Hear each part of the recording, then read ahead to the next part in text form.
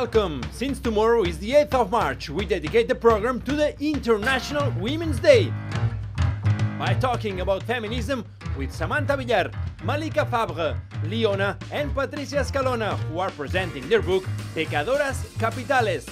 We interview the American actress and singer Nikol Kollars, and we have a special guest word quiz about games and gambling. Interesting? You bet! Because this is the Weekly Mag, your TV show in English, hosted by Marcela Topor. Hello, let's start another program packed with a variety of all kinds of surprises to keep up your English. As always, we begin with the curious words and facts today. We are joined by Matthew Tree, Mario Serra and Nadia Gramula. Hello all, welcome. Hi there. Hi there. And today Marius is going to address something really funny for all of those who love language. A portmanteau word, or simply a portmanteau. Marius, that sounds funny. Yeah, What is portmanteau is just a blend of words compounded by different words. For instance, brunch, coming from breakfast and lunch. Ah, okay. Just it. Or Interesting. smoke, being blended by smoke and fog. Or even motel, very usual, motor and hotel. We'll see some more examples and we'll play a little bit in a way that I think all of you could afford. For instance, last novel by Jeanette Winterson, which I love very much, The Passion, is quite known, but the last one has got a portmanteau on the title. It's called Frankenstein. Can you imagine which are the parents of this title? Well, it's Frankenstein and Kiss. Oh, nice, very easy. You know, it's not rocket science, Marius. You know? Okay, so that's a portmanteau, and it's quite easy to guess which were the origins, right? Okay, and let's not forget the guess word either, right? No, you have some minutes to try to guess it, although it was quite easy, I think, and I'll take this to give you a hint. It was, you wear them to see better and you raise them to say cheers. It was a 7-letter word. Well, I think most of us have a word in mind already, right? But we need to wait for that because we have another great report from Nadia.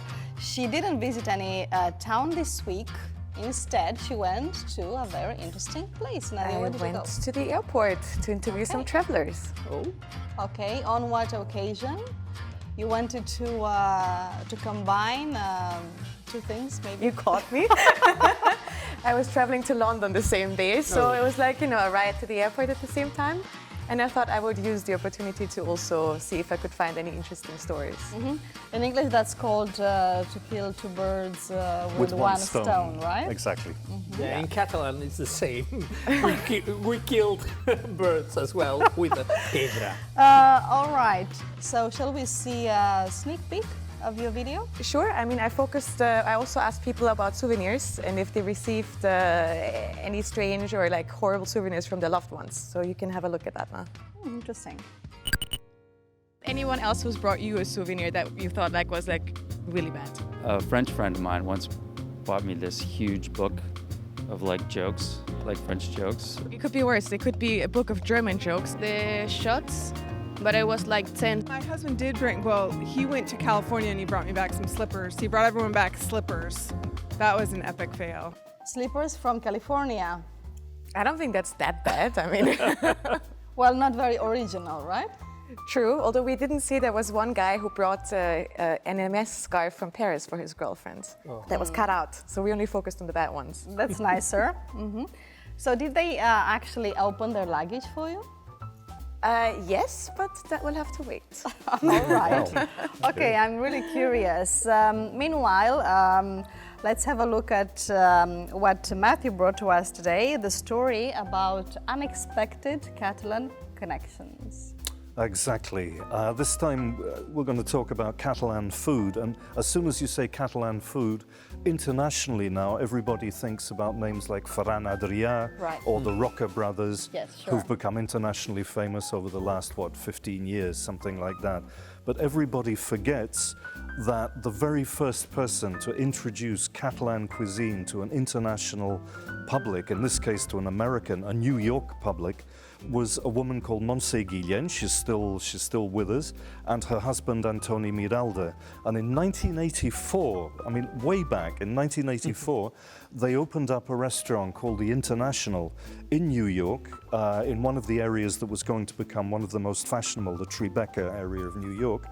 And Antoni Miralda, her husband, he'd been experimenting with coloured food, but Montse Guillén was a chef and she didn't experiment with coloured food. She served traditional Catalan cooking for the very first time in the whole of the United States. Oh, I didn't know that. Yeah, they were getting pam tumaket, they were getting nice.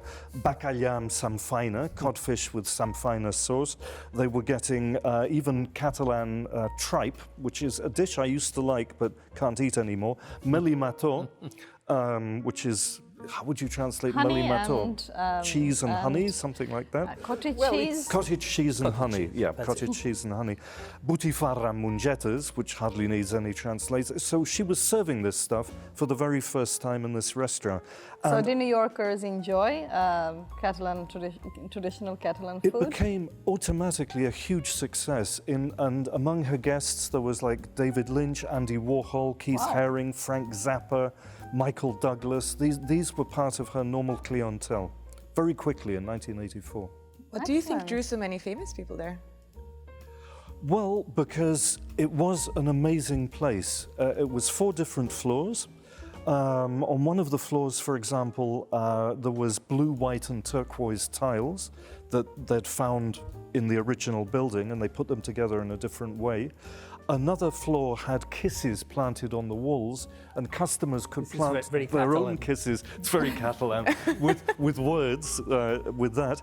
On another floor, there was a video installation showing the restaurant that it had been before, which was quite famous in the 1950s, with people like Anthony Quinn, Elizabeth Taylor, Groucho Marx eating there. And did you mention Michael Douglas? Michael Douglas. Because he had bought a big house in Mallorca. Maybe he induced people to come to that restaurant.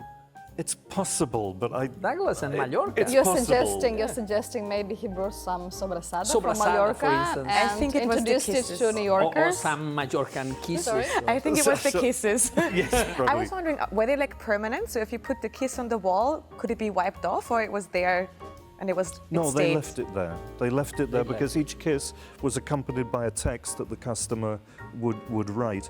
And the most spectacular room of all had stalactites made out of meringues hanging down from the ceiling and salted cod embedded in the floor.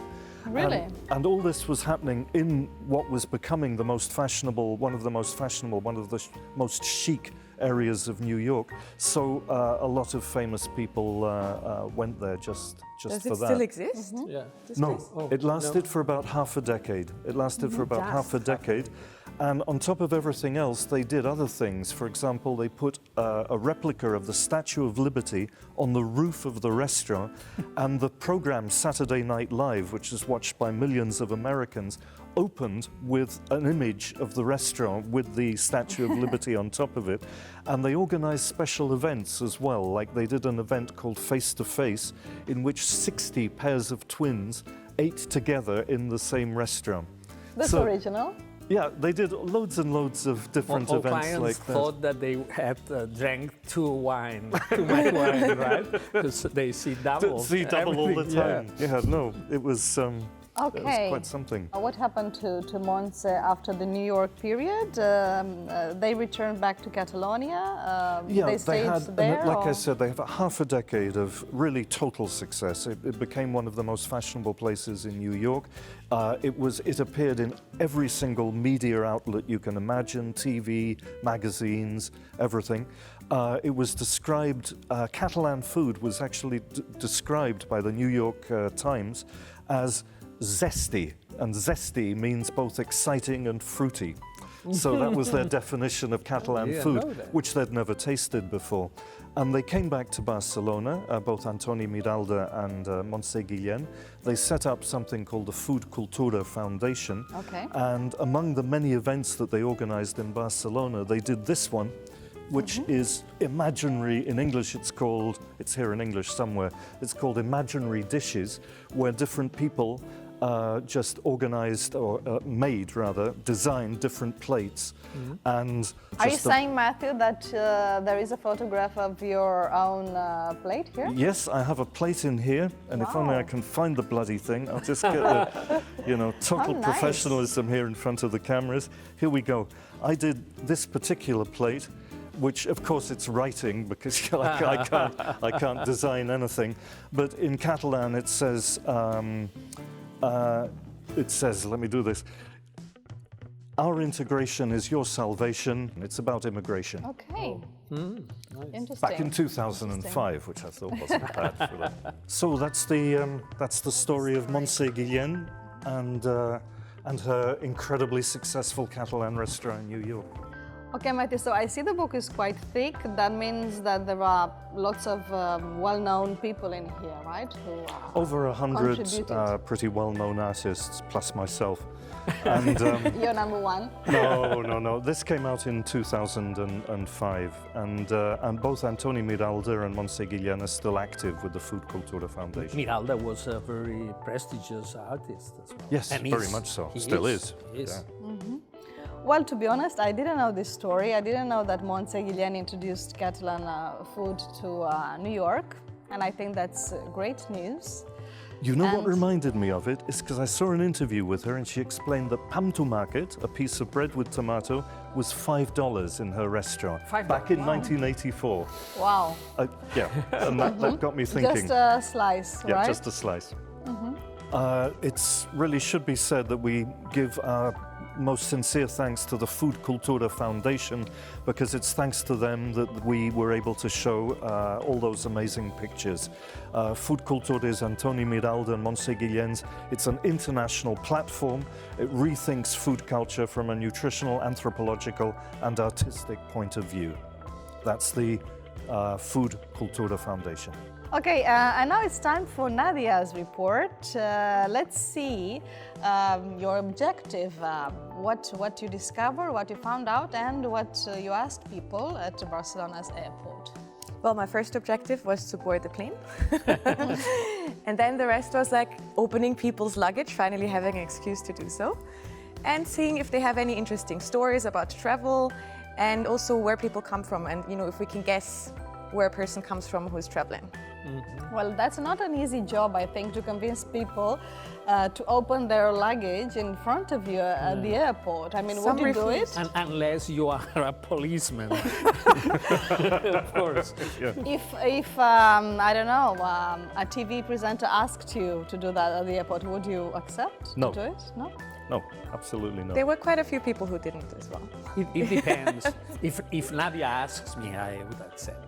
Yeah, well, definitely there were some people who couldn't resist Nadia's charm. So let's check it out. Since I'm traveling to London today, I thought I would use my time wisely and do a report on traveling. And maybe this time I'll manage to join the High Mile Club, if you know what that is.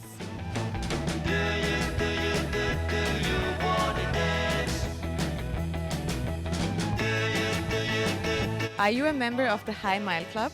The people who have sex in the plane? Yeah. No, I don't. I would like. Oh, come, stop running away here. I'm afraid because I think that you want to have sex in the plane with me.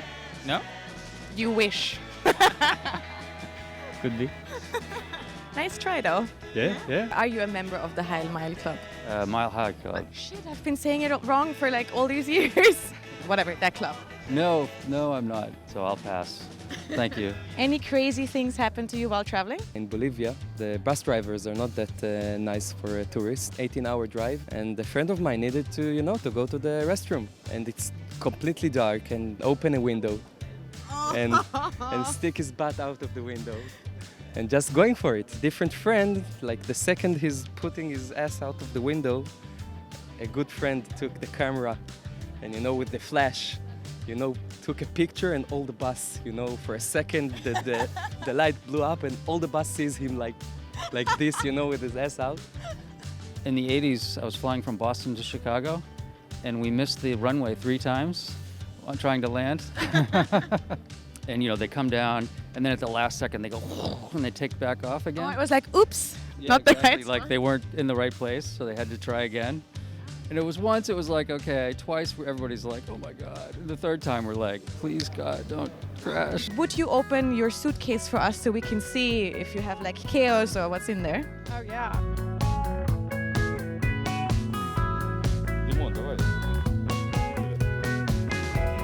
Oh, look at that. But What is this? not size. Wait, what is this machine? This is for the game ready to recover your legs. It's ice, like a ice bath. Like what, ice? You have to put ice and water inside and 30 minutes. And then you put it on your your- boots, yeah. Reveal your treasures to me. Band-aids, charger, gloves for the rain, and socks. Okay, so what would you say is your most important item? My makeup. Your makeup. Look, this is nice. You have like a... Yeah, it's like a dirty back, like pack where I put dirty stuff. Where do you think he's from? From France, maybe, no? Where are you from? Israel. Israel. Oh, very wrong. He looks a bit Polish. Russia. Where do you think she's from? A colorful place. I would say Italy. So where are you from? Mexico. Very colorful country. Argentina. Israel. From Israel? I'm from Italy. I think it's from a Spanish country. Argentina. Mexico. It could be from Germany. Okay, where are you from? Italy, Milan. Where do you think she's from? Spain. Well, where are you from? Italian here. Ah, 2 Italians.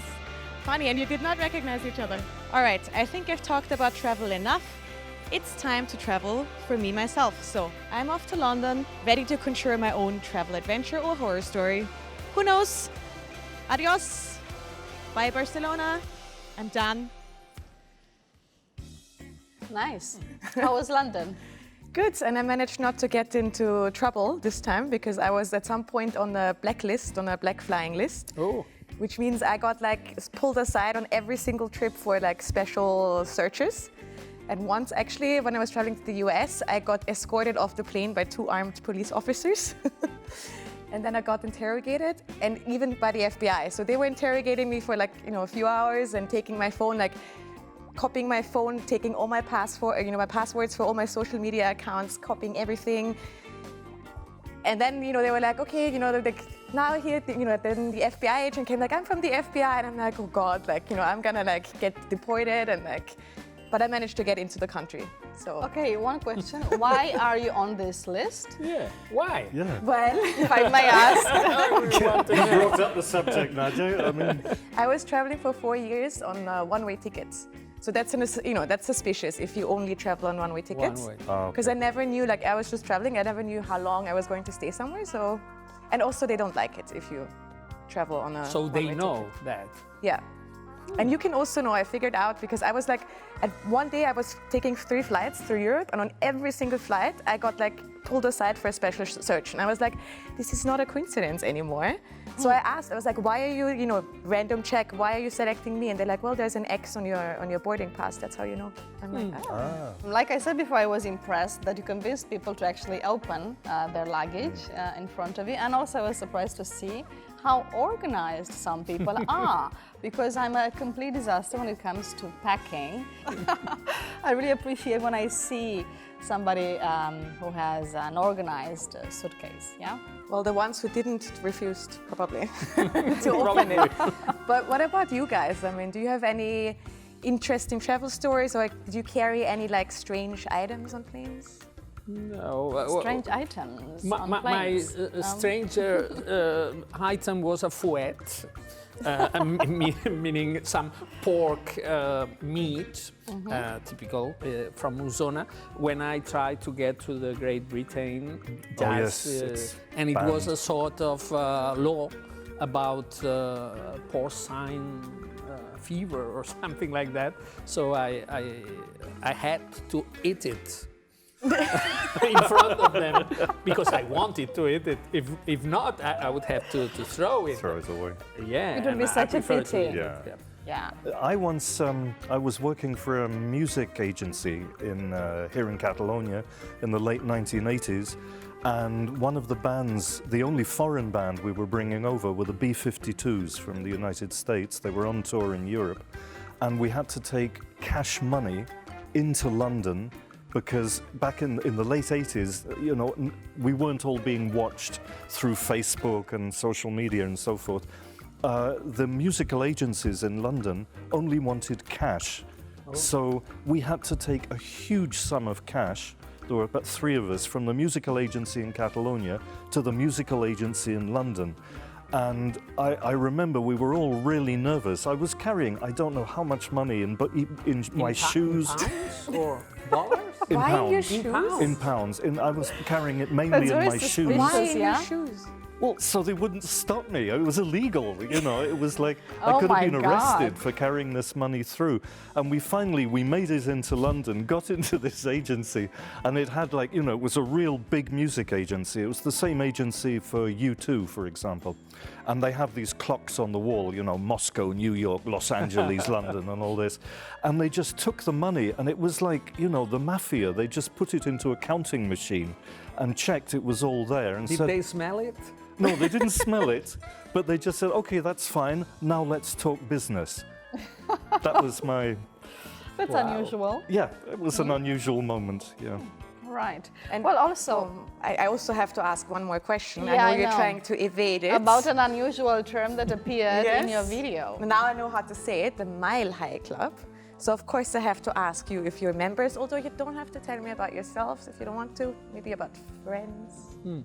I have a friend who, you know... No. No, No, I don't even have any friends.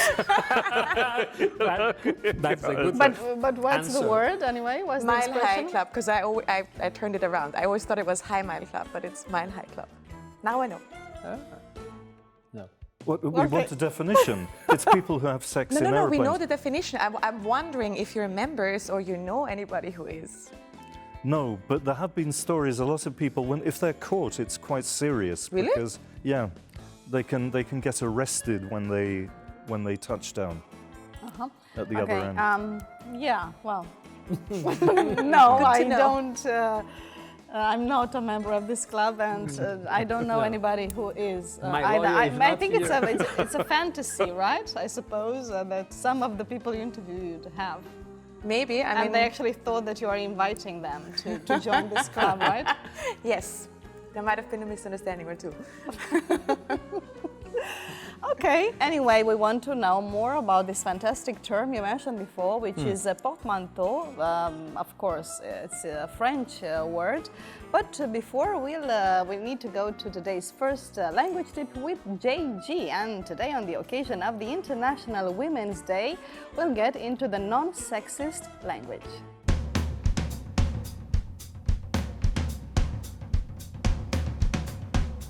Hi. As tomorrow is International Women's Day, I thought it'd be a good idea to give you some non-sexist language tips. Non-sexist language is essentially avoiding gender stereotypes when we're speaking. So when words like policeman, fireman, chairman and salesman, it's definitely better to use the phrases police officer, firefighter, chairperson, salesperson or salespeople. Also, when we're speaking, try to avoid using the word he when we don't know who we're talking about. This can be achieved in many ways. For example, we can use he or she, they both work, and informally we can even use you. Or even, we can actually use they in the singular. I know, right? They in the singular? More on that in the next tip. Wanna meet 4 capital singers? Don't miss the feminist view of Samanta Villar, Lyona, Malika Favre and Patricia Escalona.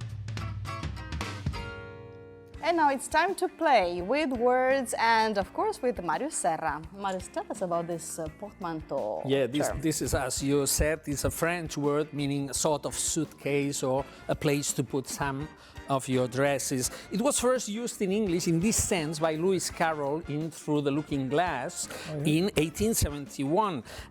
He makes that Humpty Dumpty exemplifies this playing with words in a poem called Jabberwocky. And it says, for instance, take the two words fuming and furious. Make up your mind that you will say both words, but leave it unsettled which you will say first. Fuming, furious, furious, fuming. If you have the rarest of gifts, a perfectly balanced mind, you will say frumious. We can play with with different examples of these portmanteaux, if you like. Sounds like fun. Okay, say frumious. Frumious? No, frumious. Frumious. Ah, that's nice. Okay.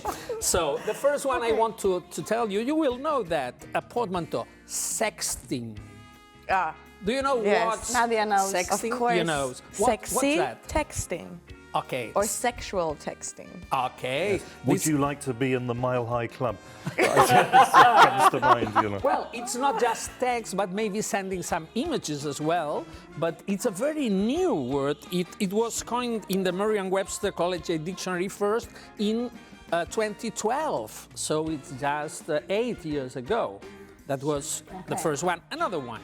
Do you know what a beefalo is? A what? Beefalo. Buffalo beef? Beef. Meat? Buffalo meat? That's it. Beef and buffalo. But it's a sort of mixture, but it exists. It was a hybrid offspring of domestic cattle. It's one. Oh, so it's the animal. Yeah, the animal. It's an animal called beefalo. It's 8 parts of bison and 5 parts of bovine. So I thought it was a very new one, but it was accidental crosses in America in the 18th century. But the first deliberate attempt was in Winnipeg, in the center of Canada, in 1880. So at the same time that Humpty Dumpty was frumious, was a beefalo there. Another one. Do you know what's bromance? Yes. Yes. What? You know the meaning of bromance? Bromance, yeah. What's the meaning of It's it? usually used to describe film stories in which two men have a kind of bonding, a very strong bonding, without it being necessarily a gay thing. But not No just sex. in film. No sex. Not No just in film. In real life too. Oh, in real life too, yeah. But Yeah. I know the word from descriptions of films. This film is a typical bromance, blah, blah, blah. Very good. But you're right, yeah. It's not just two, maybe a group of men. But because the first time it was used, it was in the 90s in a skateboard magazine called Big Brother, to refer specifically to the sort of relationships that maintain a group of skaters all day long, together, admiring each other, loving each other, but no sex. Yes. Romance. Yeah, it's all platonic. Okay. Yeah. And the last one I want to give you, it's a gift by Mrs. Sarah Palin. Oh. Very nice woman. It was an involuntary portmanteau. She said, refugiate. It is difficult to pronounce. Could you imagine which are the original words? Can you repeat that? Refugiate. Okay, To refute is one word. To refute. Refute, that's one. Maybe she meant repudiate. Repudiate, the other one. And she just melted both repudiate and refute. And it was a funny mistake. Everybody laughed at her, but it was later named the 2010th word of the year by the new Oxford American Dictionary. But Sarah Palin was, I don't know how to tell her, but she just had a Twitter and defending herself, saying, English is a living language. Shakespeare liked to coin new words too. Got to celebrate it. So Shakespeare and Sarah Palin all together. Yeah. Could you imagine them? It would be a portmanteau like Palin Shakespeare or something like that. She definitely, yeah. at least she knew how to take advantage of the situation, right? Yeah, of course. That was her aim. Okay, very interesting. Okay, and now it's time to reveal the solution to last week's guess word enigma. Marius. Yeah, that was, if I could say, you wear them to see better, and you raise them to say cheers. That was Glasses. glasses. That's it, of course. Easy one, right? Yeah. And the new one, I think it would be easier. Super easy. It's a very, more than a piece of cake, the whole cake, you know? This is just 4 letters, and it is the saddest color, 4 letters. The saddest color, 4 letters. Don't say it, Nadia. I can see you. Right. The saddest color, 4 letters. Well, that might be easier even. Yeah. But it's for you to prove it. So you can try and also post your solution on our social networks profile. And as always, the guest word is the cue to the end of Words and Facts. So Matthew, Marius and Nadia, thank you for coming. Until next time. Okay, so it's time for a short pause. We'll be right back with an in-depth chat on feminism with journalist Samanta Villar, illustrators Malika Favre and Lyona, and the editor and collaborator of our show, Patricia Escalona. So stay tuned.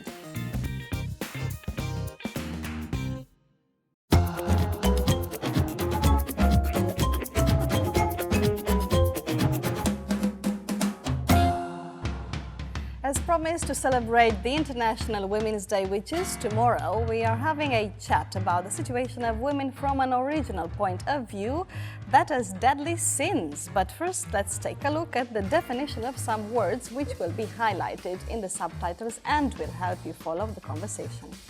Feminism is our main topic today because there are still many prejudices and problems for women to overcome. If you overcome a problem, you successfully deal with it, you defeat it, or gain an advantage over someone or something in a struggle or conflict.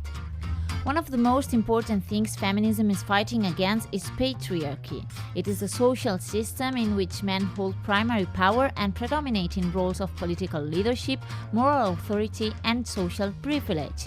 Even if not explicitly defined to be by their own constitutions and laws, most contemporary societies are in practice patriarchal. Probably as a result of these patriarchal societies, we find catcalls.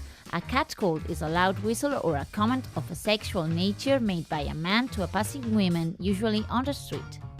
And last but not least, one of the most powerful weapons feminism has is sorority. Sorority is a close bond between women based on the sharing of experiences, interests and concerns. In the book Pecadoras Capitales, 7 writers and 7 illustrators reinterpret the 7 cardinal sins or point out what are the ones we are obliged to overcome from a feminist point of view. And we have here today with us Samanta Villar. Welcome, Lyona, Malika Favre, and of course Patricia Escalona. Welcome all. Thank you. Well, our collaborator Patricia Escalona is the editor and wrote the prologue of this book that we have here with us today, Pecadoras Capitales, Capital Sinners, a beautiful edition in which every deadly sin is illustrated and analyzed by a talented female artist and writer. Published by Me Gusta Leer from Penguin Random House, we are sure that it won't leave you indifferent and it will help you put on the purple glasses, right, Patricia? We hope so, yeah. That's just another step towards it, yeah. Okay, it is a very beautiful book indeed, but first things first, let's see why this book, how it came about and why. It's become increasingly difficult to find ways of talking about feminism without boring people on the one hand, and then without repeating yourself a lot. And I always try to choose a funny kind of lighter approach to it, or at least that includes several points of view that can help people understand feminism as a political and sociological phenomenon that it is and it should be.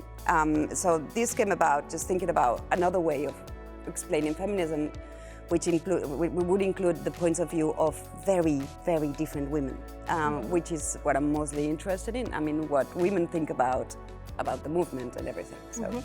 7 illustrators and 7 writers. Why these names? Why Malika? Why Lyona? Why Samanta and the rest? Because of personal affinity a little bit. Some of them I knew beforehand, like Samanta I didn't, sorry, but Malika and Lyona I knew before. Samantha, I didn't, but I admired her because of her. Oh, thank you. What she has been doing. I admire didn't those know too. that. Yeah, of course. Thank you. Because of her work, basically. So I think she's a great professional. They are, of course, but they're also closer to me, so they were easy to approach. And I knew they were going to have a great idea. I knew Samantha was going to come up with something incredible. So that's why I kept thinking about women that I liked and admire. Okay, so let me ask you, have you always been feminists yourselves? And what do you think about, I mean, where do we stand at the moment? Is there still a lot of work to be done in terms, we want to achieve gender equality and so on? I thought that I have always been feminist, but it's impossible to run away from all that we have learned. It's impossible to run away from patriarchy. It has been there. So sometimes I find myself like thinking things that are super sexist. And it's like, no, get out from my head, no? And I think that I'm a feminist in progress. I'm trying to deconstruct myself. Yeah, it's a good way. Very honest way of putting it, Yeah. actually, because we're all learning all the time, and a lot of people. We are all learning, exactly. Yeah, I agree with you actually, and I think like I've always been a feminist, but I think I realized it the day I started bumping into problems, in a way, the day I started facing these issues, and I think when I was younger, I kept saying, no, I've never been treated differently. I never felt limited, by the fact of being a woman. But then as I grew older, I really realized that some things were still happening and that it wasn't normal. So I guess there is a kind of eureka moment with these things, but then you kind of think it was always there. Yeah. Yeah, it was something similar for me as well. Like, I don't think I was a feminist some years ago, but someday you just wake up, you become aware of some things that are happening. I think it's precisely because you grow up and you start finding some difficulties more than other men, for example. No? You slowly start realizing that. That's it, yeah. For example, at work or that kind of thing, no? Or when you start sharing experiences and then you realize that it's not only you that went through this, but massively, and then it's like, what is going on? And that happened not so many years ago. It was like the big first 8th of March. It was like how many years ago? 4? 3, 4? Three, four, something like that. That was really a wake up for everyone. Okay, right. Malika Favre is a French artist based in Barcelona. Her minimal style has made the New Yorker's cover many times, and she has published in Vogue, New York Times, and Vanity Fair, among other magazines. And in this book we've got here today, she has illustrated the essay about pride. Right? Yes, Malika? I have. Okay, tell us about this. It's very beautiful, by the way. We can see it on the screen. And let me ask you if you've ever been accused of being arrogant just for, imposing your criteria in your job, for example. Or what do you think feminists are often regarded as arrogant? Can I say something before? Yeah, sure. Just a little note. The artists are artists, and they make their own interpretations on the scenes. It's not like she read the it's like essay independent and then, from the essay. Yeah, completely independent. They had their own thing. But actually, I read a couple of days ago when I got the book. So you read it after? Text. I read it after. I read the text, and I was actually really surprised that actually there was a good match. There was a real echo between the illustration and what was written. Right. And also I realized that yes, it is actually it could be considered my sin, I think, because I was lucky enough to grow up in an environment, like I had a big brother, and I was lucky enough to have a family that treated us absolutely equally with my brother. So I never thought I was any less, than my brother, or that I had any less skills. But to a point where I was I was quite an arrogant kid, you could say, in a way. I don't know if it's because, but then growing up, I remember something that now I can really associate with pride, is that a lot of people told me that I was very masculine, for a girl. And I kind of grew up thinking, yeah, okay, whatever, I'm the way I am. But then actually I realized this is wrong, this is wrong. And I think the masculine part that people were seeing was actually because I was as ambitious and putting myself out there, as boys. Except people were not used to seeing girls being like that, you know. So you think that people often consider feminists as arrogant or proud? Because of that, because they are just trying to impose their criteria in their work, for example? I don't know, imposing, but at least we're letting ourselves be heard, which is something that that's kind of new, no? Yes. That to make their voices heard, right? Yeah. Personally, you know, from my life and kind of what I went through, I also realized that I think because also of the society we were living in, for example, I put all my energy, for example, in my 20s, I put absolutely all my energy in working and in making a place for myself. But, you know, also to the detriment sometimes of relationships and of other things, because I kind of felt I couldn't do both, you know, and if I wanted to make it, you know, I kind of had to really focus on that because I felt I had to, subconsciously, I had to prove myself twice as hard, I think. See. Exactly what you mean. Okay, let's go to Lyona. She's a Catalan artist, illustrator and director. For example, of the crab apples, this is her latest video clip. She has just published a book called Sex O, in which she talks about sexual discovery and empowerment, and which has surely helped a lot of women rethink their own sexual life. Okay, Lyona, your illustration is for wrath. Today I have learned this word. Okay, Yeah. okay. Which is a synonym of? Anger. Anger, exactly. All right, so why do you think that women are not allowed by society to show anger? Yeah, well, why they are judged if they do that? This is the same that you were saying before, that the text of the book is talking about that. But my illustration it's about gender violence, because when I thought about anger, I was thinking about about romantic love and how this romantic love can become in gender violence. How a sentence that can be super romantic isn't so romantic as it looks, no? Like in my case, it's about the sentence is "I would kill for you." That it can sound really nice, no? That someone tells this to you. But in a relationship, it can become something possessive and ending with gender violence. Okay. The text is talking about what you were talking about, that is the possibility to show yourself as an anger woman. That it's true that it's like the girls cannot shout, no? Girls cannot fight. Or like a friend of mine told me once, you can't be or show anger after 40. What do you think of that? Whoa. Really? What? Really? So what? Okay. Yeah. We should ask him, or maybe we should send him Patricia, no? Yes, please do. I have no problem showing my anger to people. I think it also it really goes with the concept of hysteria.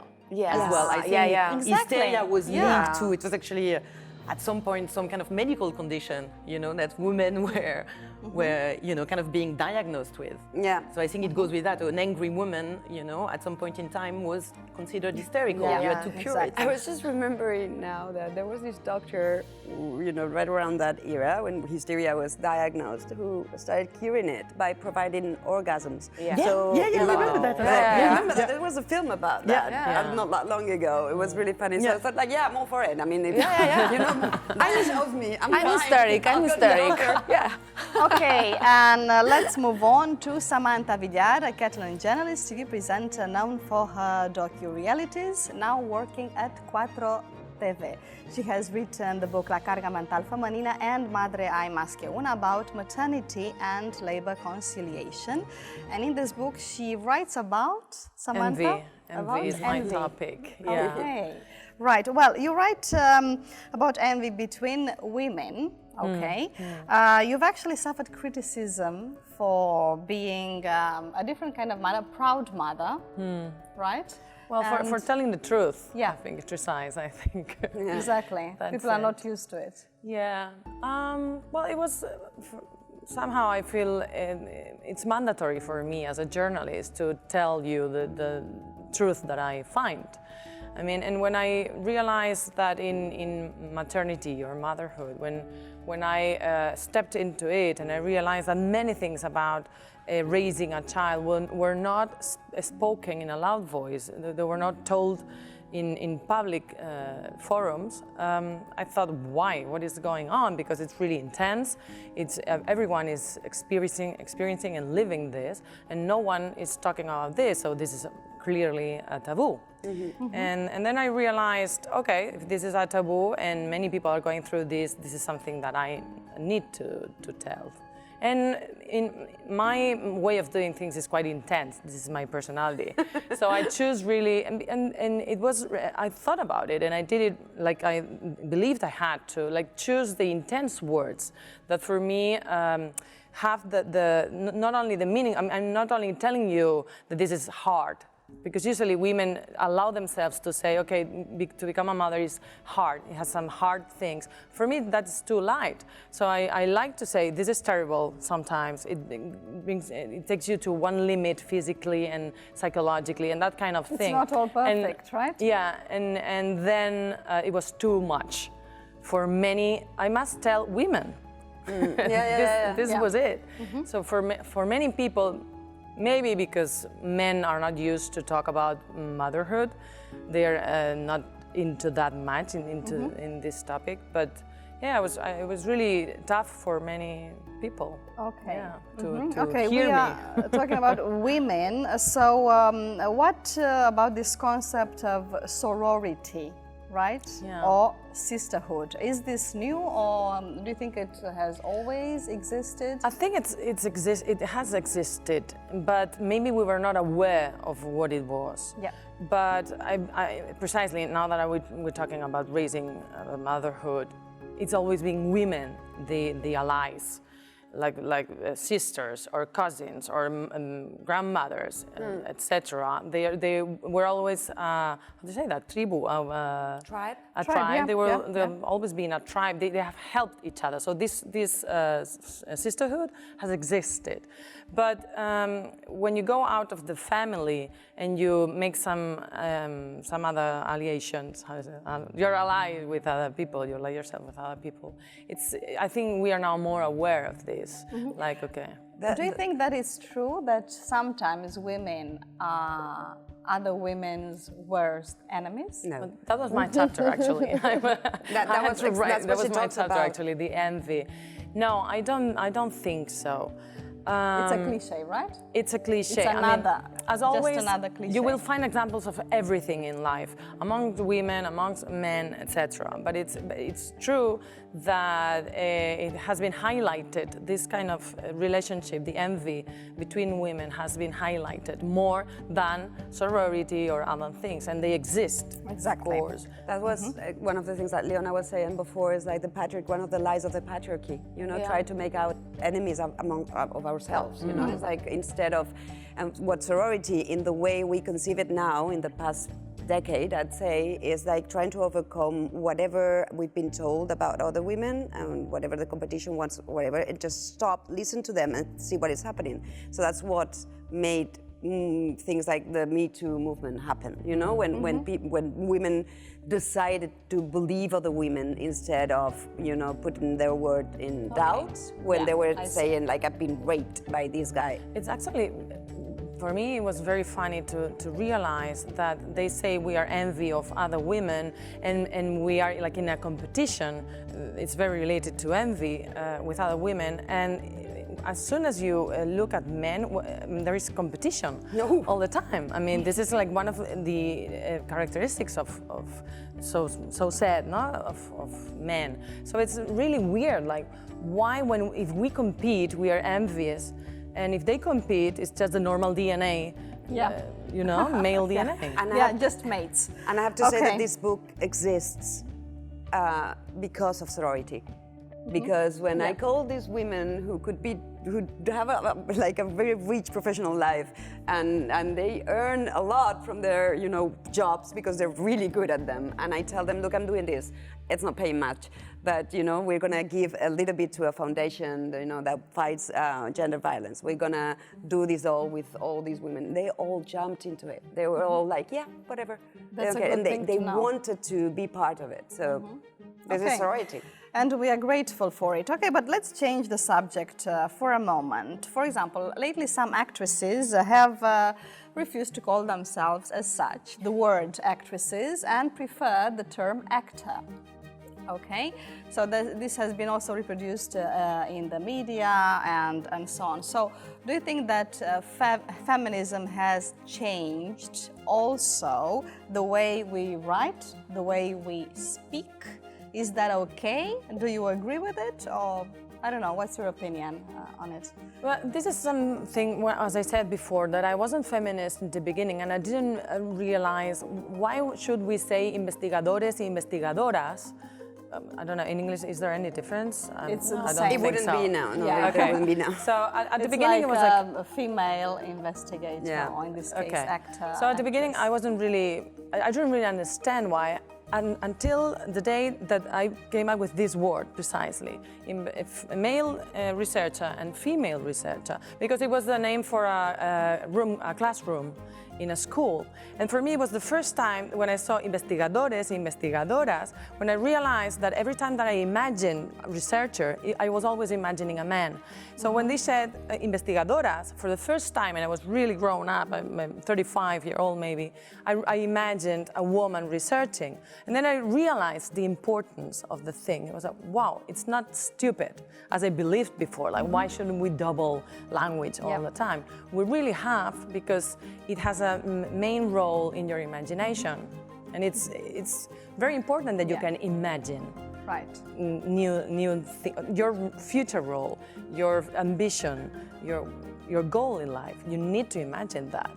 Do you agree, Malika, Lyona? For me, like, I think it's also like a wider conversation. I don't think it's only about feminism. It's about genders, you know, and all the conversation that have been going on, you know, with like how, like, I think the kids today, they can identify with way more genders than we can actually name, you know, and like the world is changing, and you have all these conversations about, you know, public toilets being, you know, male or female, like, should we start separating? And for now, what's happening is that, you know, we're adding words, and I think it's not, some people might find it really silly, but I think sometimes it's, you need to change something very, very basic for people to actually, you know, to make a point, and for people to actually think, oh, okay, does that actually make a difference in my mind? And the same way you just said, you know, it actually does.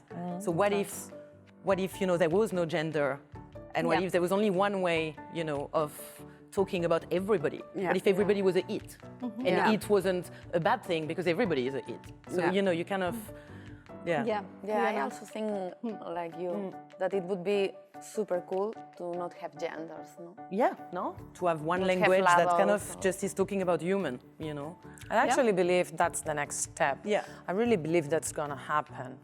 And for new generations, sexuality and gender is very different from how I at least lived it when I was young.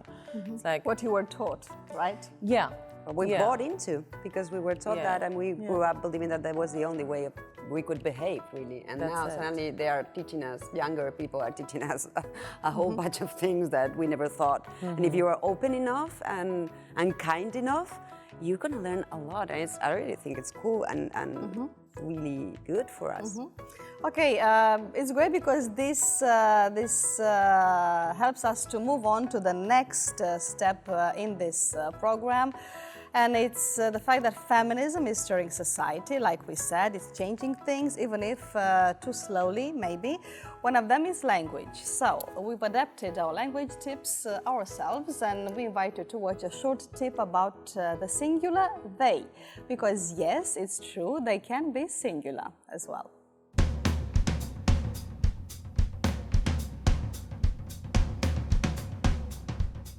Hi.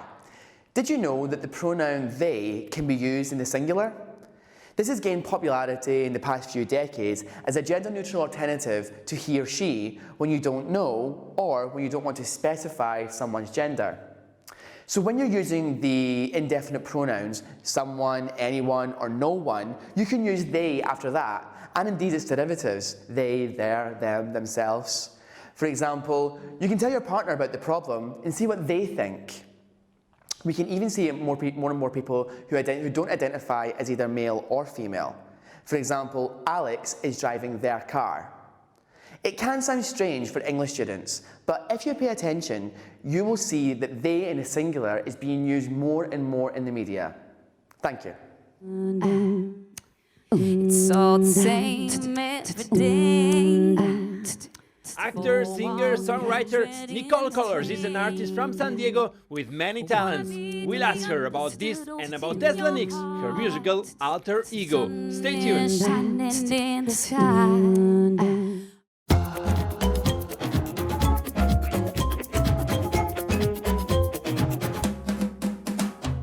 Welcome back. We continue our conversation today with the journalist Samanta Villar, illustrators Malika Favre and Lyona, and the editor Patricia Escalona. They have co-authored the book Pecadoras Capitales.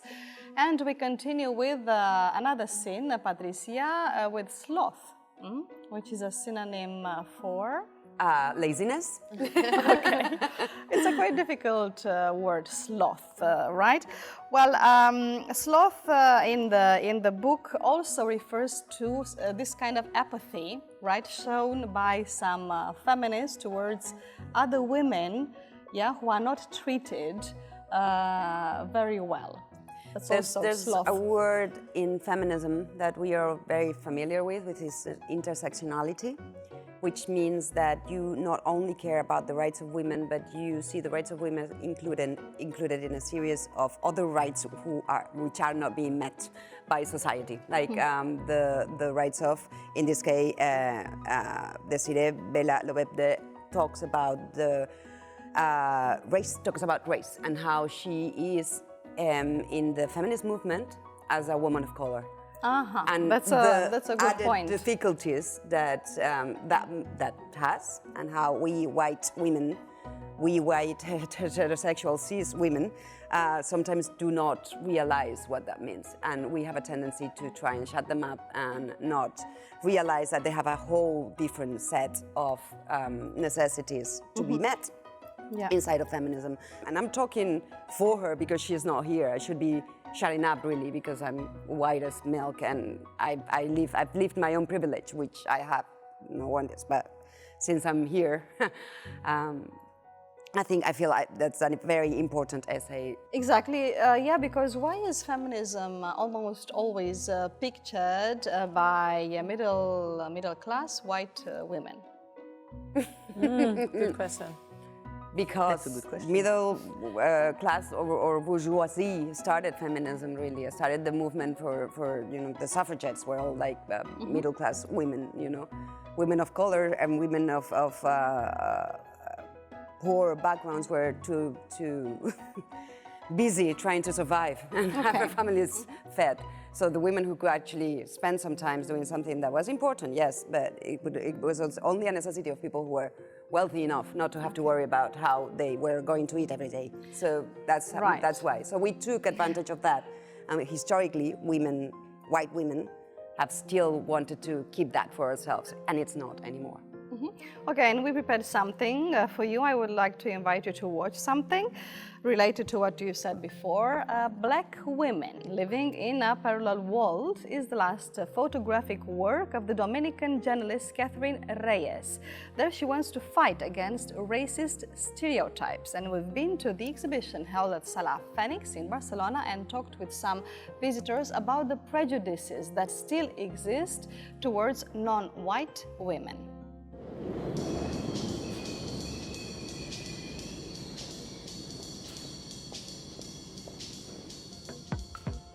I really like it because all the characters in the photos are black women. It's not very common usually, so it's important to give visibility to people that are usually not shown, that are invisible. Every photo has got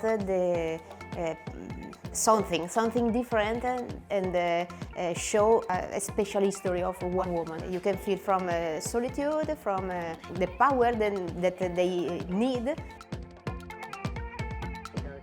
it's always a good time to expose these differences and the kind of stereotypes they live, and to watch it here in Barcelona, where it's supposed to be a very cosmopolitan country, but at the end of the day, there is a lot of racism.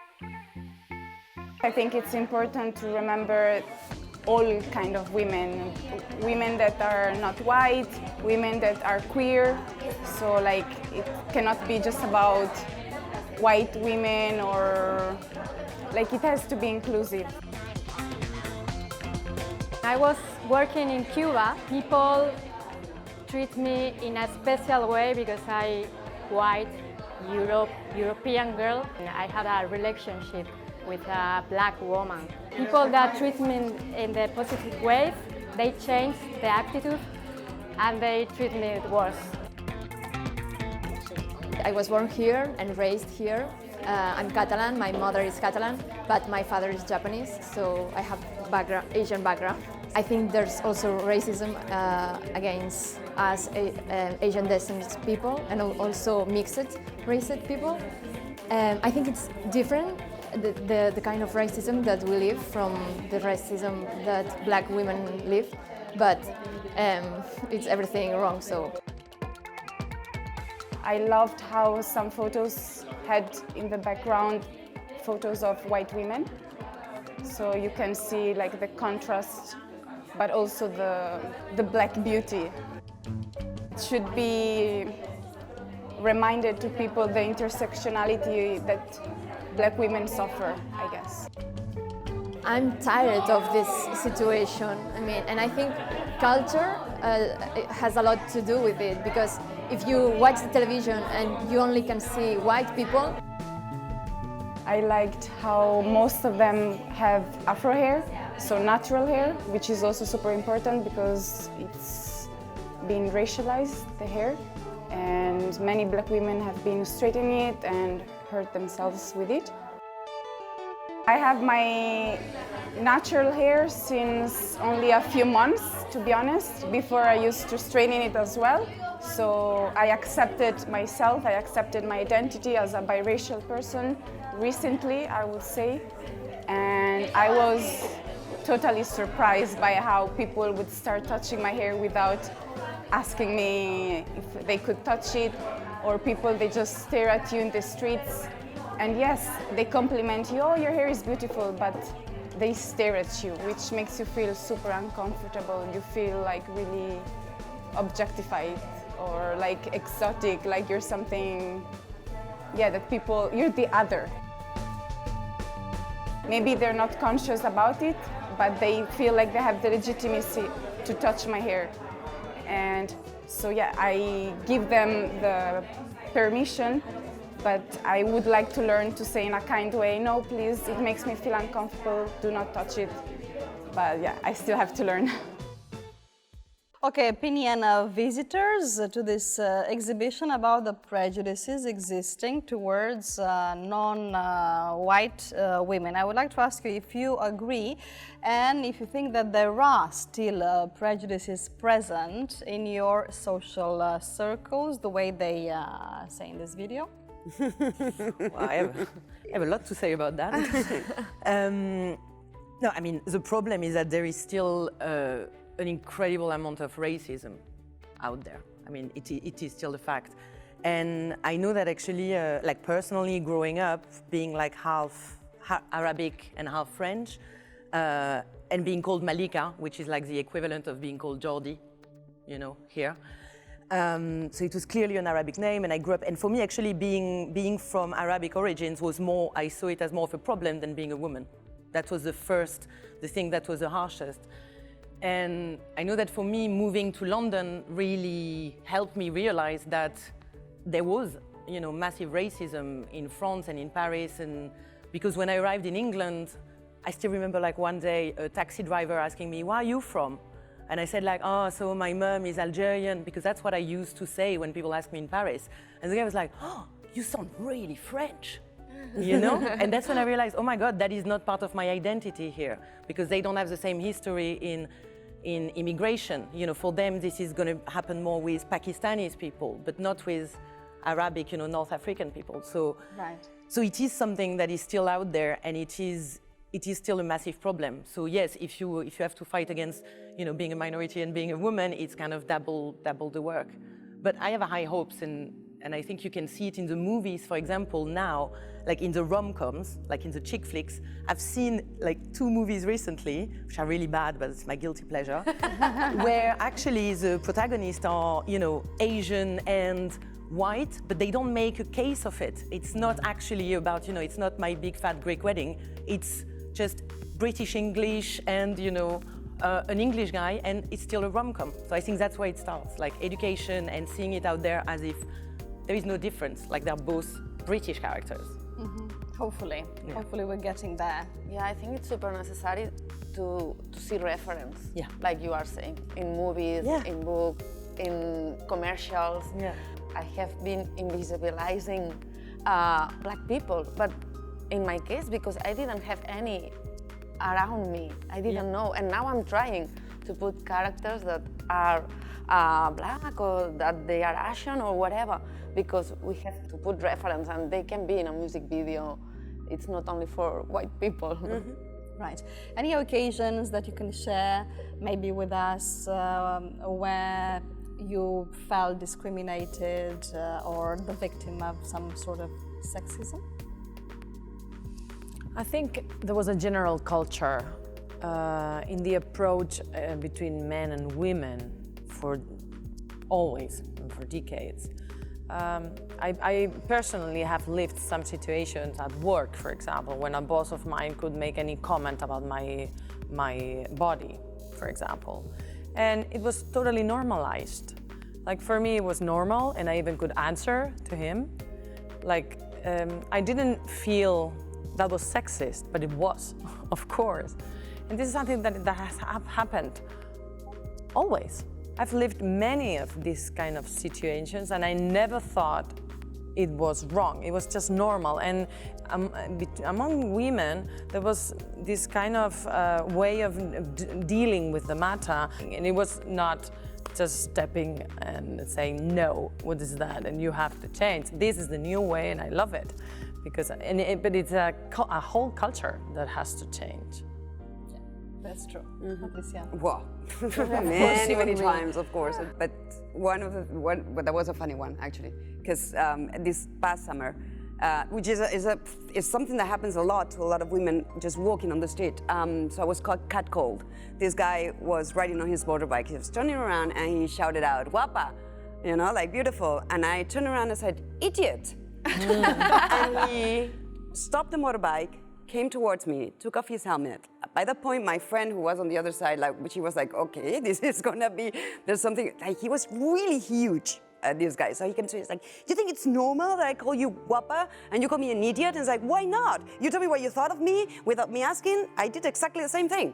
So, that's, and that's, it's funny, it's a return, whatever, that way it was funny, but it's actually a reflection on why should someone tell me something that I don't want to hear your opinion about me when I'm walking on the street. I did nothing to deserve that, so leave me alone. Catcalling is also a very difficult thing. It's a good point. Well, unfortunately, we don't have any time left because we are reaching the end of our chat. This means it's time for our question chain. It's a surprise for you. It's a surprise question from our last guest. And on this occasion, the actress and former model, Teresa Gimpera. We told her we'd be having a conversation about feminism today, so she asked something accordingly.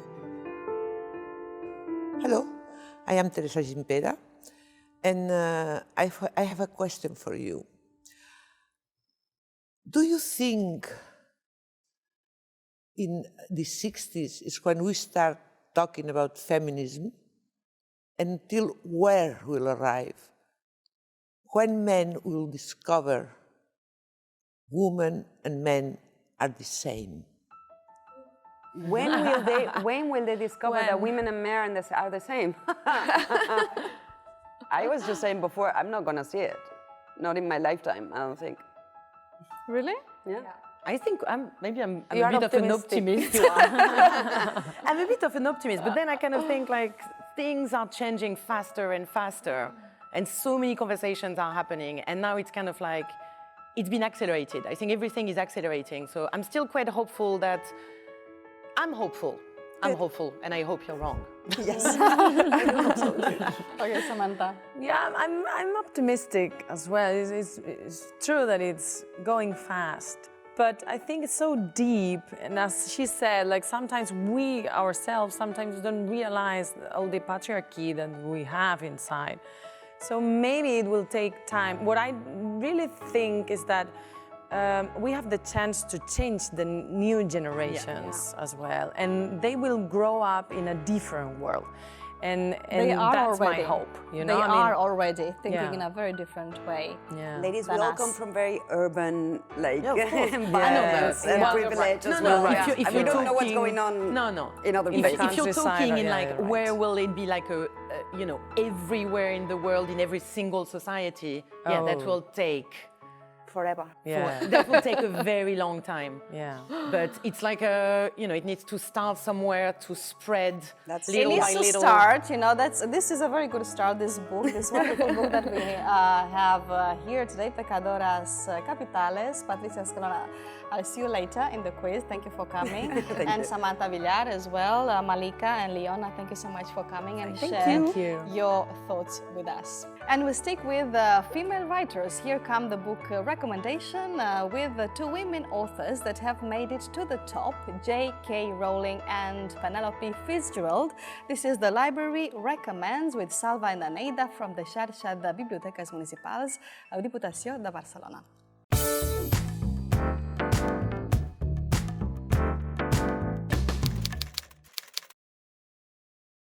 When I think of the Harry Potter books, I think of a time in which I was a secondary school teacher and I had to help boys and girls read books in English. The majority of boys and girls liked reading, but some of them did not. My discovery was when these boys and girls who did not like reading discovered Harry Potter. They started reading breathlessly, without stop and without any obligation. What can I tell you about the Harry Potter series?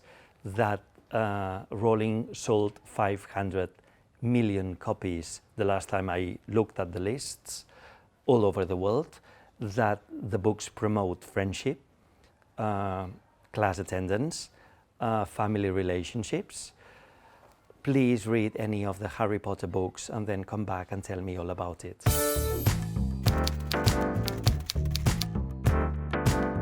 The Bookshop is a novel that was published in the 70s, but it's still up to date. Isabelle Cochette made an adaptation of the book into a very successful film. The main character is Florence Green, who's a middle-aged woman who decides to open a bookshop in a small town in England. She will find many obstacles. Some of the neighbors will not be very fond with the idea, but she's a determined woman, passionate about books, and very independent. I loved the irony and the wittiness in her comments. I would recommend you to treat yourself to the delight of reading The Bookshop.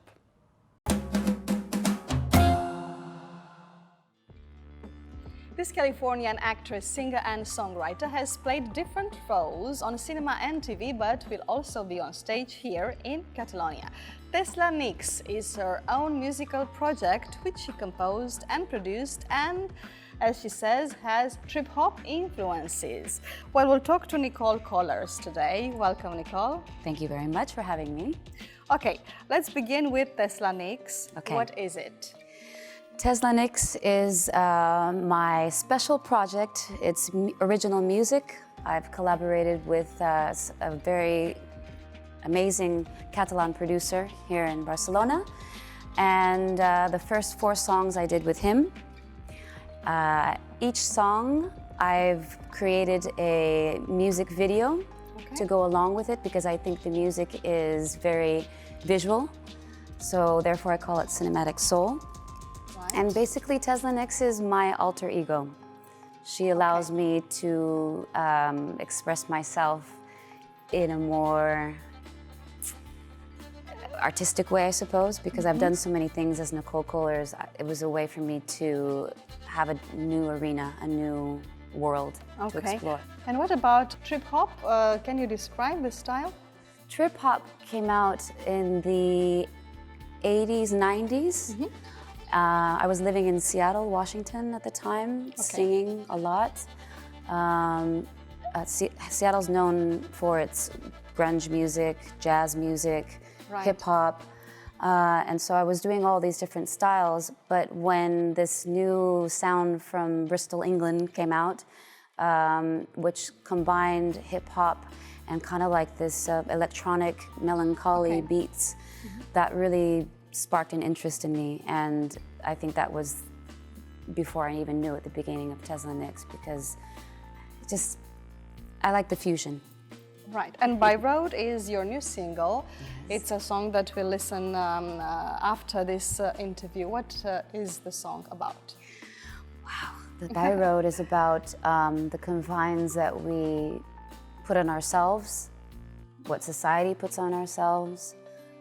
It's about breaking free from your own walls and reaching for the light and expanding your limits, so you don't feel like you're confined, and that's why I say let the freedom spread.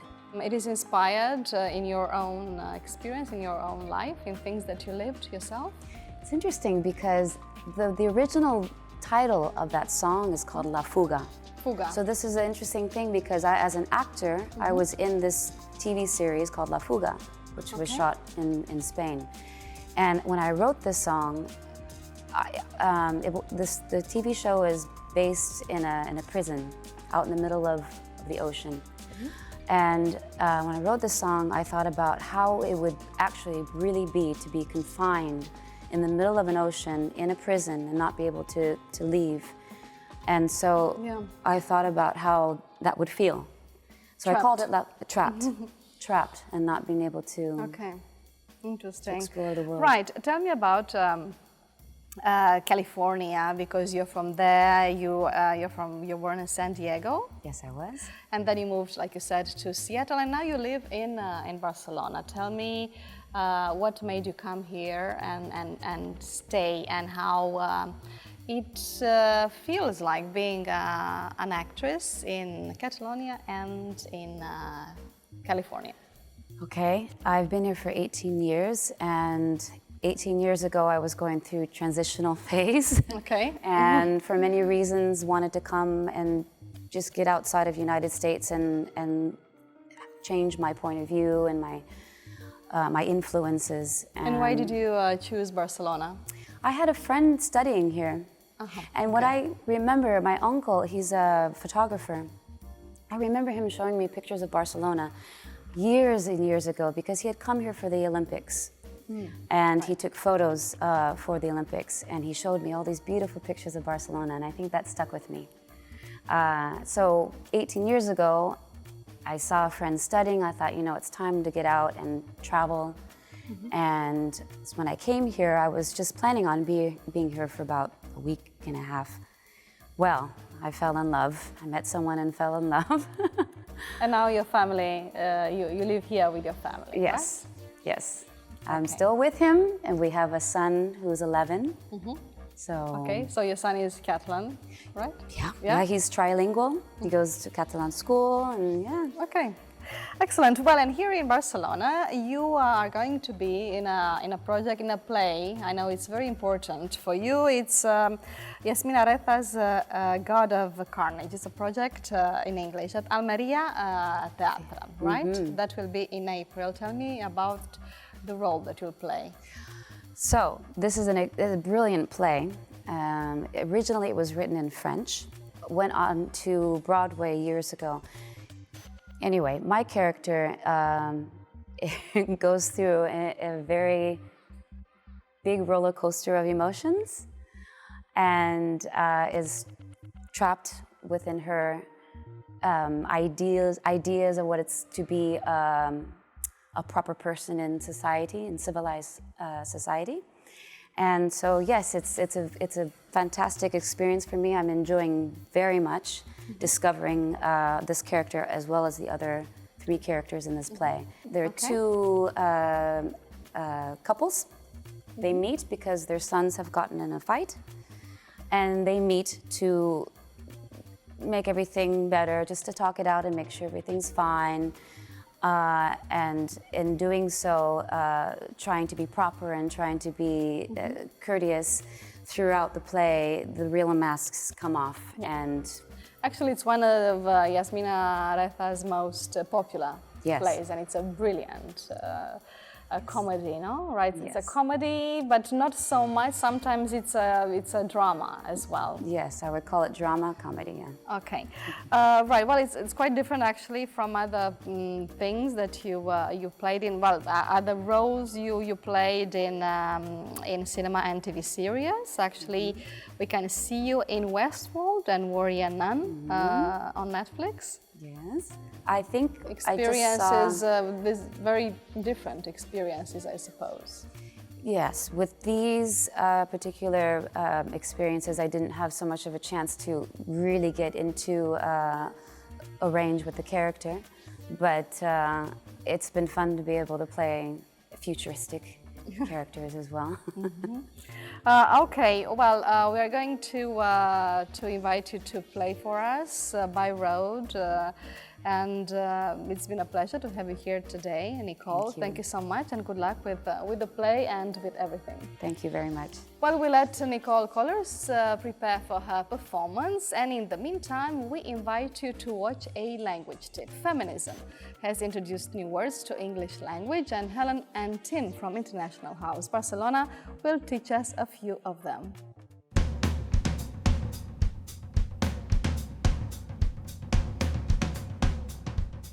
Hi. So to round up these special language tips on the occasion of International Women's Day, let's define some words related to feminism, some of which are quite new. So let's begin with one of the most basic, and that is gender equality.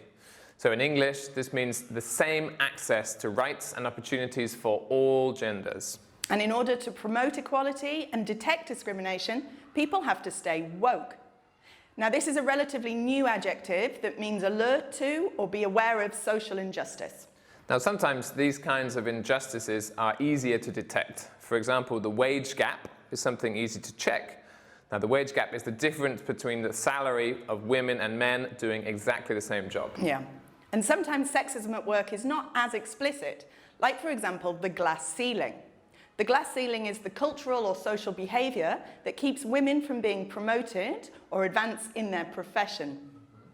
Nowadays, in Western countries, feminism is not as much about misogyny as before. Now, misogyny is the hatred or outright prejudice against women. For example, the belief that women shouldn't do certain professions or that they ought to stay at home. Now, the fight for the rights of women and gender equality is more about other kinds of prejudice, which have been brought up quite recently. This has given birth to new terms that describe examples of gender discrimination.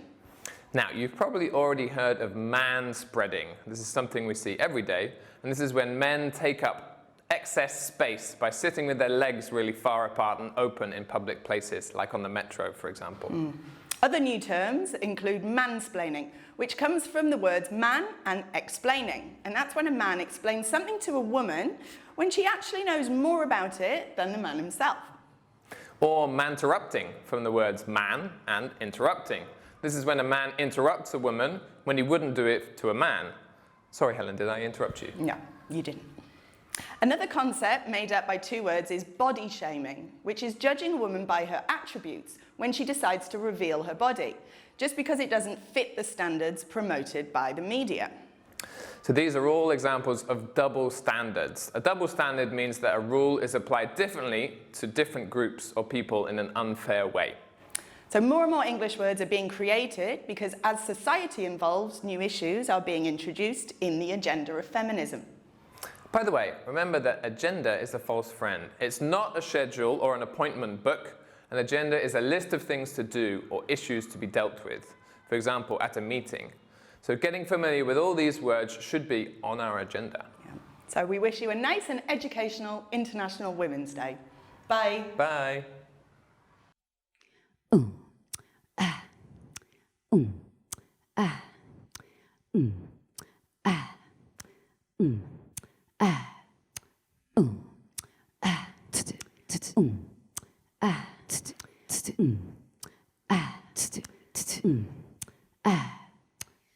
you must be reaching. With your heart, you stoke the fire. Paradise you're finding. Open wide eyes. The light you must be seeking. The song within be beaten. Let the freedom spread. Let the freedom spread. Let the freedom spread. I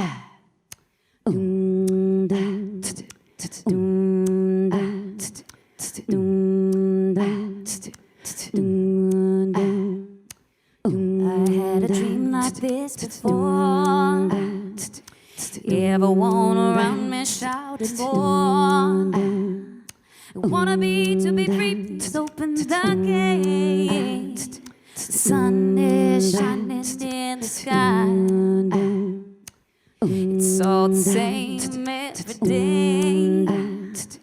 Four walls and hatred in the way. I wanna be to be understood, open your heart. The sun is shining in the sky. Reaching for the light, fire in the heart. Finding paradise with eyes wide open. Got to see the light beating from my soul. Spreading freedom our way.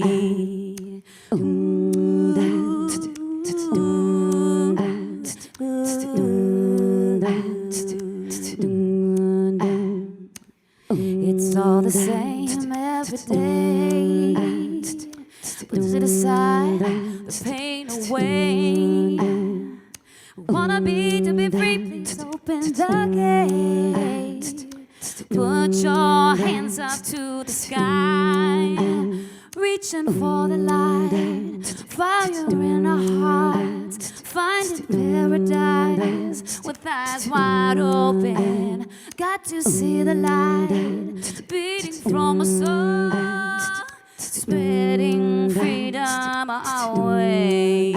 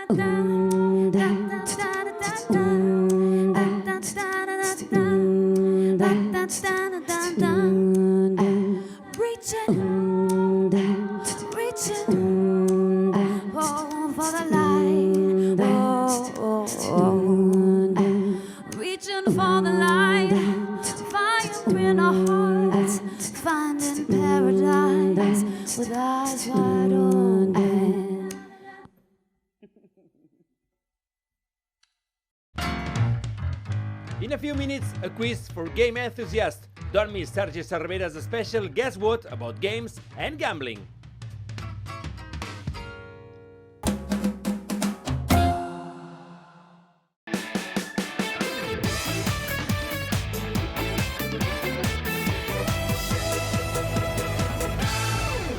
Welcome back. It's time for Guess What, our quiz where you'll be able to learn a couple of things, play a little bit, and why not laugh a little bit more.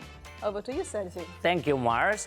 I've been struggling all the week to find a fantastic topic for today's game, and it will be a game about games and gambling. How original am I, right? Nice one. That's what happens when you look for inspiration and your muse says, "Don't call me, we will call you." Yeah. I was talking about you, Patricia. Yeah, no. Well, today's special guest is Chela Falgueras. Chela is a member of the board of directors at Televisión de Cardedeu, where she also co-presents Punt de Trobada. Well, Chela, welcome. Thank you very much. Thank you for inviting me. Thank you for coming. Just a pleasure to play with all of you. We hope you think the same way when we end up the quiz today. I will. Well, Chela is a really active person in Cardedeu. Apart from the TV, she is also involved in the Kollars Maria Bastunera, but she works in media management and online marketing. Shela, from what we know, you also work with the UK. Tell us more about your Yes, projects. I have my business partner who is based in Cambridge. We have a platform to learn English online. I'm not going to do any more ads. So, yes, I speak English every day with him and the rest of the team. And the nice thing of working online is that commuting to work just takes 3 minutes from my bedroom to my office. Also, you can work in your pajama, right? I never do that, though. Okay, okay. Makes sense. Okay, and let's also say hello to Mark Broderick and Patricia Escalona. How's it Welcome, going? guys. And no more waiting. Let's begin our show with our multiple choice round. Let's watch a true fan of board games and listen to his story. When I was in high school, we had this competition, like costume competition, that every class had to dress up in a theme. So what did he convince all his class to dress up as? I'm gonna give you a few options. Option A, as a human Cluedo. B, as a Scrabble letters. Or C, as Monopoly houses and hotels. I'm going to say B, Monopoly. No, it's Scrabble. Monopoly is B. Okay. C, sorry. Because it's a very cool idea for a dress. Like As a Scrabble letters. Yeah. The whole class dressed up as Scrabble Yeah, and letters. forming letters and everything. Okay. My guess is Monopoly. So, Monopoly. Shella is for Monopoly. Option C, houses and hotels in Monopoly. And money. And money. Okay, I get you that, okay. It was this boy in the school with the candlestick. With the? It's a joke. Cluedo. Yeah. It's always the end of Cluedo is, it was the sergeant in the room with the candlestick. No, it's not. Actually, it was a You're good slow Mark, today, you're sometimes slow. things Oh my God. It's hard to follow you, you know that, but we all My love train you. of thought has some exactly. finality, okay? No, it doesn't. All right, so Cluedo, let's discover his favorite board game. And I manipulated my whole class to be dressed up as a human Clue, like the characters in Clue, and we performed a scene written by me about the Clue. How do you feel about it? Okay, I mean, told like, you, exactly. were mocking me, and I'm was. giving you points. So congratulations to you, Mark. And well, we have to support young authors. He might be the next Agatha Christie, right? Absolutely. So. Well, we've got just 1 point. This point went to Mark for the moment. Yeah. We continue the game. This time we're talking about arguably the most famous video game these days. That I was playing with my friend. We were playing Fortnite, I don't know, like 2 years ago. And it was one of our first games, and we won for the first time, and I was so excited that I started screaming all over the place. So, what did his screams provoke? I'm gonna give you a few options. Option A, his mother rushed out of the shower thinking he was hurt. B, his parents thought he was having online sex. And C, the neighbors thought it was a crime and they called the police. I love the idea of the mother jumping out of the shower, running to save her little boy, that something is happening. So I'm going to go with that one. Okay. I'm disappointed, Yeah. Mas. I'm deeply disappointed. I'm sorry, the other one was just too Shella? easy. I'll go for the provocative B. B, because you work online, right? Well, you never know what can happen. She's got an online platform. Patricia. I'll go with the police people, the neighbors With the calling police, with the police option.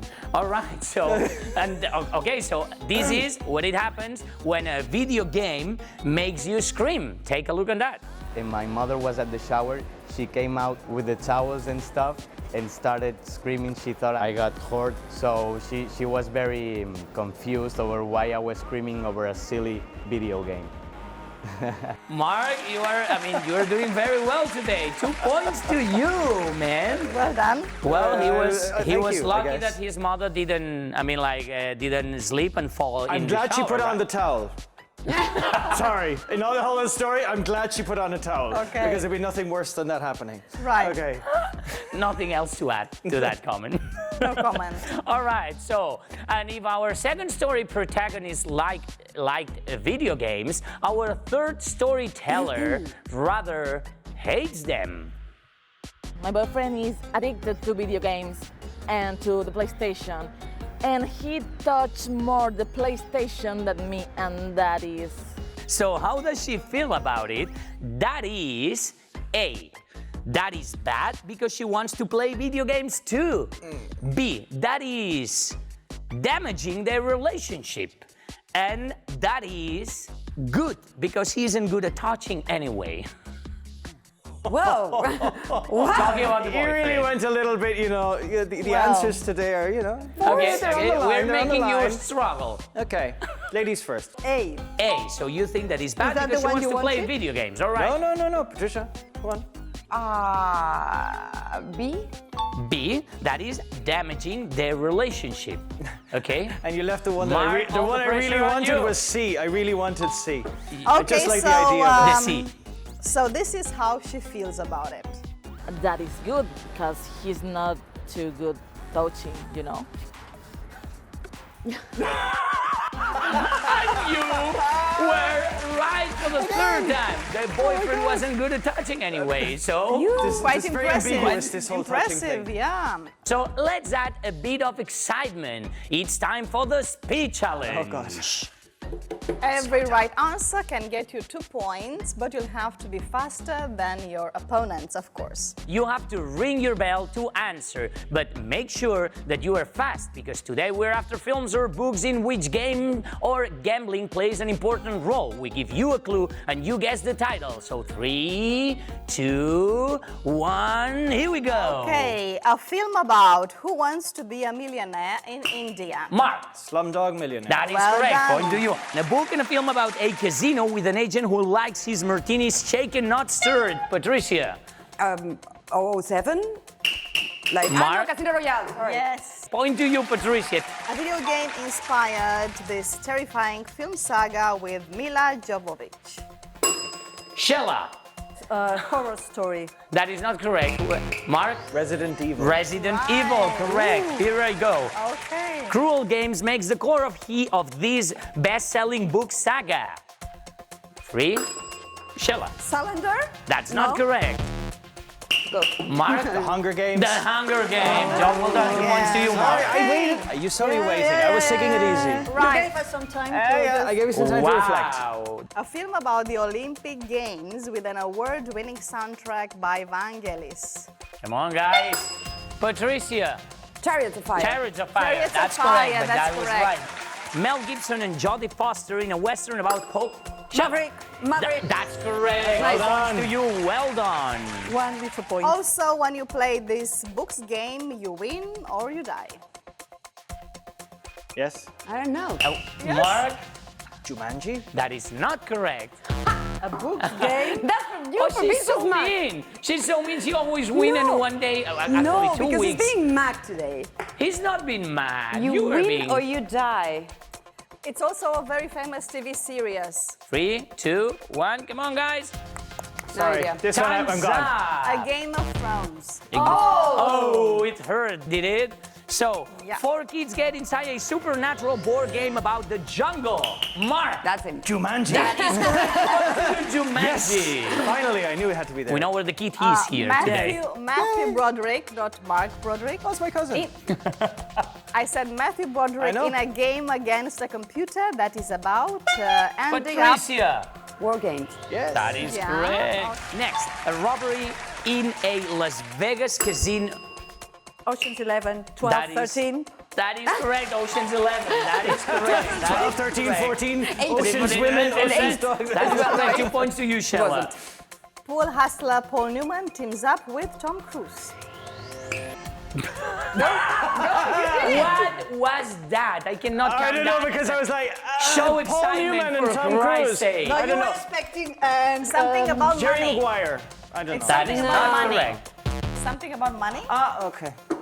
The 3. color The of color money? of money. No, Well, it doesn't no, count now. I know. All right, Sorry. here I go. Okay. A video game saga turned into films with a female Indiana Jones called... Lara Croft. That is correct, but that is not correct. What's the title of the movie, Mark? Tomb Raider. Tomb Raider! 2 points to you, job well done. Wow, impressive. Let's go over the score because it's going to be very exciting. Mark in on the lead with 13 points. Patricia right after with 6. and Shella is showing her skills, but with just for points. She's sorry, you were. Films, view videos, play, and all that. Yes. Okay. But you're doing she's okay. Very well for the first time. And she's telling us so we that need to we take that into consideration. Spend a lot of time watching video games. Yeah. I don't like this assumption at all. Okay, anyway, nothing is decided yet because we'll raise the stakes at the last round, which follows now. But before, we want to offer you a bit of stand-up comedy with the giggles, and today with Robert Marquez, so check it out.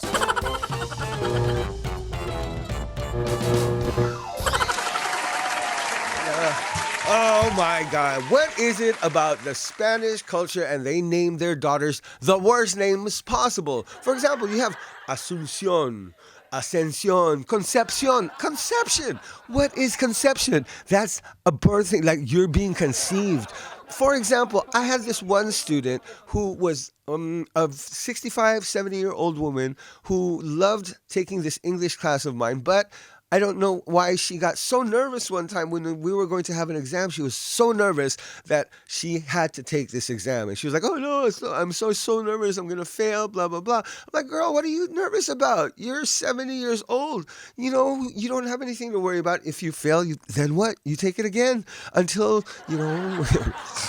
But really, she comes to me. She goes, I go with your fellow students.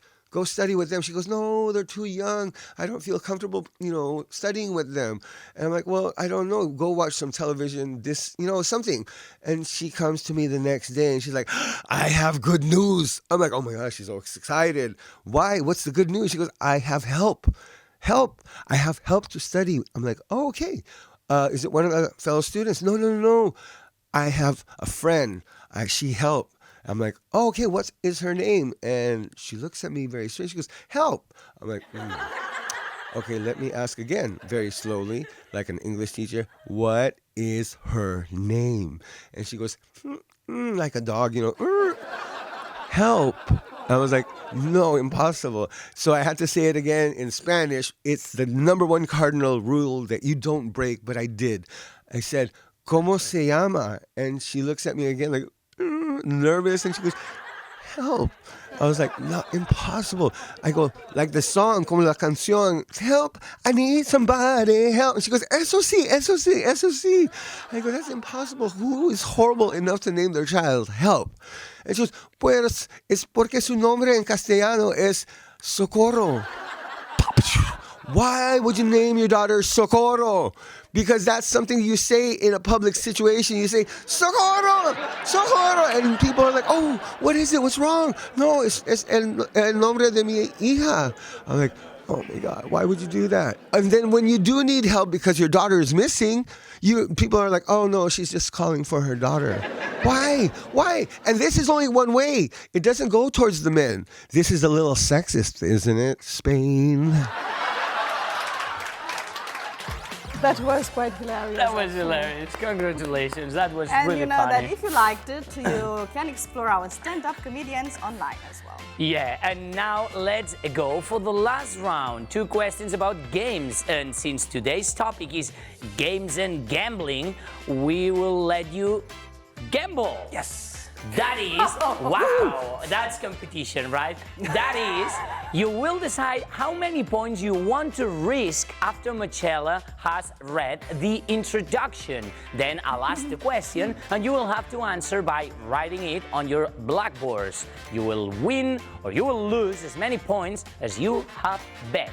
You decide in advance how much do you want to bet? I mean, how much risk do you want to take? Knowledge. There you go. That's what in we're betting advance. on? Of course, that's the fun part. Okay. Whatever. All right. He's betting it all. All in. Let's go. Why not? He's betting it so all. So if I'm left with nothing, 13. I cannot play He's anymore. betting 13 points. Shella is betting 2 points. And Patricia's betting it all as well. No, you have 6. Sorry, my fault. All right, now and you cover your boards and we ask you the question, then you answer and then you show it. All right? So all right, ready? The question goes as that. What famous Hollywood star named his or her daughter Zelda after the title of the famous video game saga. I have a doubt, like if I lose all of these points, I basically kind of continue, right? I have no idea. Technically, we will let you continue. I just realized the fallacy of my betting here, sorry. Exactly. I'll just be left here, okay. Yes?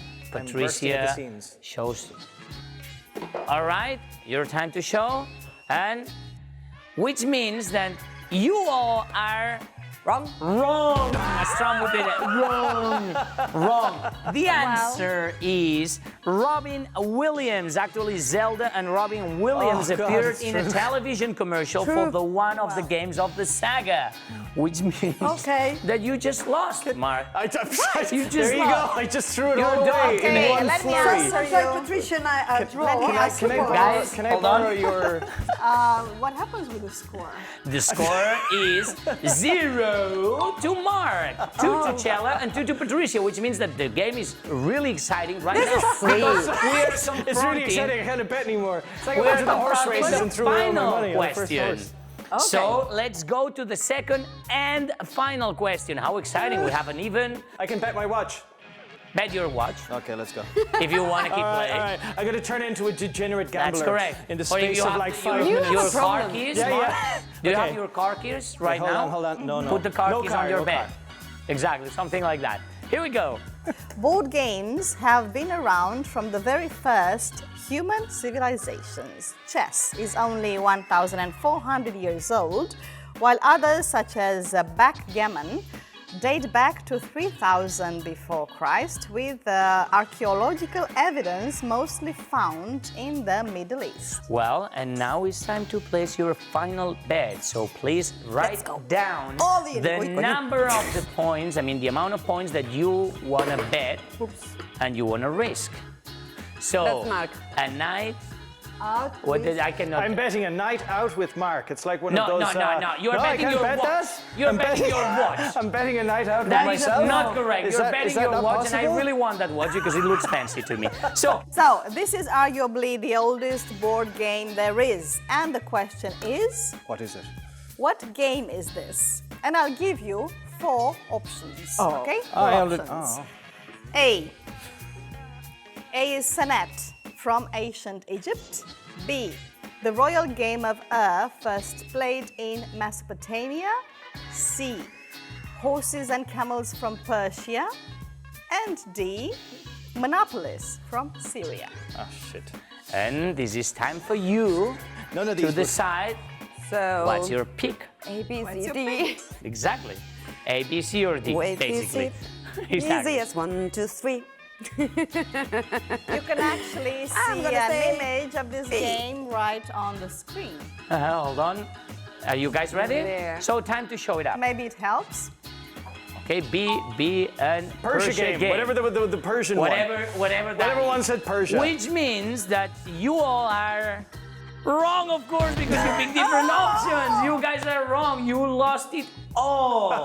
The solution was A, Senate. That dates back to around 3100 BC.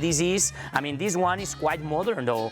This one that we are showing to you. Where's it from? It's from Amenhotep III, who lived in the 14th century BC. In which country? In which country? Egypt. Oh, But damn my it. pronunciation of the name really Sorry. sucks because it's a very complicated name, but you know what? Who cares? They It's not gonna come to nobody me. has any points. Nobody. No. Nobody This has is any a points, really funny but Mark. situation. But Mark But has Mark lost. lost his watch. Nobody has any points. So we can- Everybody's we can score watch. is 0 and Mark has no watch. But not 0, it's 0, 0, Zero, and and 0. No watch. You are a total loser today. Congratulations to For nothing. everyone. Congratulations for nothing. There's no For congratulating in this one. participating For participating. and Exactly. for your thank you for your enthusiasm anyway. Right? Absolutely, it's the all. It's how all it's we the can only say thing that today. we brought to the Exactly, table. it's the Okay. all positive. Thank you, Chela, for coming, and thank you, Thank you. Patricia and Thank Mark. you. Until Been a next pleasure. time. And today we've dedicated our show to feminism on the occasion of the International Women's Day, which is tomorrow. This is the end of today's show. You know you can watch any episode and section on our website. Next week we'll be back, but in the meantime you can visit us on the social media and post the solution to Marius Serra's guess word puzzle, which is the saddest color, and it's 4 letters. Until then, stay tuned, keep up your English, and have a great week. Bye-bye.